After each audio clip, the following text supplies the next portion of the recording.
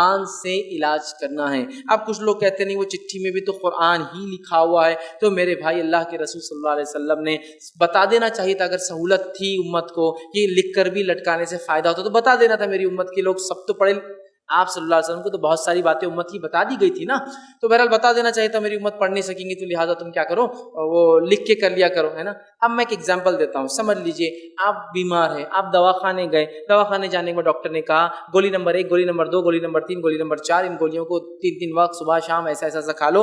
آپ دواخانے گئے، دواخانے سے آئے، لوگوں نے پوچھا کیا ہوا، دواخانے گئے تو ہاں بتایا، ڈاکٹر کو فیس دیے، کہاں فیس بھی دے دیا، 200 روپے فیس دیا ڈاکٹر کو۔ پھر کیا ہوا، شفا ہوئی کیا، تو ہاں بہت شفا ہو رہی میرے کو۔ کیسا کر رہے تم، تو گولیاں کیسے کھا رہے، تو میں نے چٹھی کو ایسا یوں کر کے لٹکا لیا گلے میں، بہت فائدہ ہو جا رہا ہے اس سے، سب پورا میرا بالکل ہو جا رہا۔ تو میں گولیاں نہیں خریدی، گولی وولی نہیں خریدا، میں نے کیا کیا، چٹھی سے لے کے لٹکا لیا وہ۔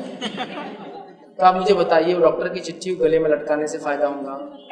وہ چٹھی دی گئی، جا کے میڈیکل میں پرسکرپشن بتائے، دوائیں لے کر آئے، اللہ سے دعا کرے کہ اللہ اس میں شفا رکھ دے، تم نے رکھی ہوئی تو پھر کھائے، ہے نا۔ تو ہمارا مسئلہ وہی ہے، قرآن تو ہے میں مان رہا ہوں نا، لیکن قرآن کو پڑھنا ہے۔